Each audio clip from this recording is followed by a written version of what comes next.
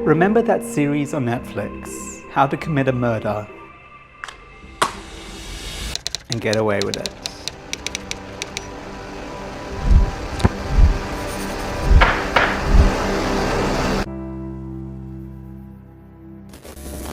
Welcome back to Ask Pedru, where we expose the tricks of land scammers and help you protect what's rightfully yours. In today's episode, we dive into our first case study, inventory manipulation. So what is an inventory? An inventory is a court proceeding to divide up the assets of a deceased person's estate. For example, once your parents die, God forbid, you initiate inventory proceedings to divide up the assets amongst the legal heirs. And who are these legal heirs? They include the descendants, i.e. the children, the ascendants, i.e. the parents, siblings and their children, and anyone named in the will. So basically, it includes aunts, uncles, nephew-in-laws, a whole group of people. And here's where the real scam kicks in. The perpetrator is a rightful legal heir, and the victim are the remaining legal heirs. That's right, this is a scam performed on one's own relatives.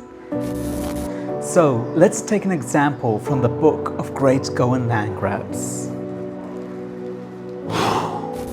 Once upon a time, there was a hard-working Goan named Bob Fernandes. Bob grew the best mangoes in the village. He and his wife Jane had 4 children: Peter, Paul, Anthony, and Stella. Bob and Jane lived a good life before passing away, leaving their estate to their 4 children. But Peter was a greedy chap. He wanted everything for himself, so he had to plan. Step 1, initiating the inventory. Peter followed the exact legal procedure, listing his siblings as parties in the case. The court then issued notices to be sent to them. Step 2, the fake address trick. Peter made sure the addresses were slightly wrong, so the postman can't deliver them. But when the mail was returned, Peter showed the court that he tried to notify his siblings through the postal receipt. Step 3, the newspaper scam. The court then told Peter to publish a notice in a newspaper to serve notice to his siblings.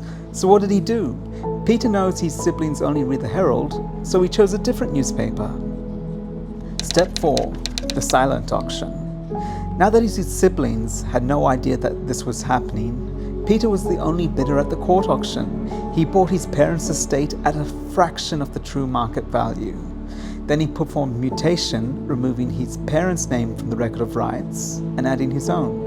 And just like that, the scam is complete. So, what is Ask Pedru doing about this?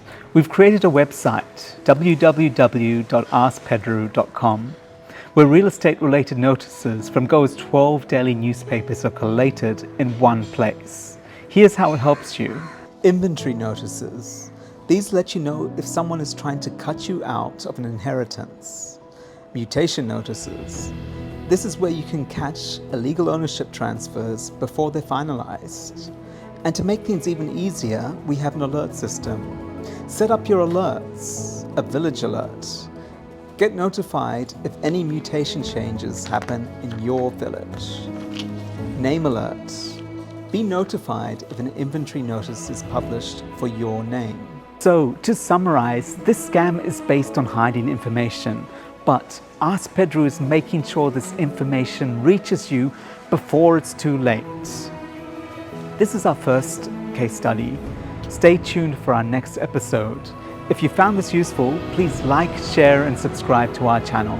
Ask Pedru will keep your land safe.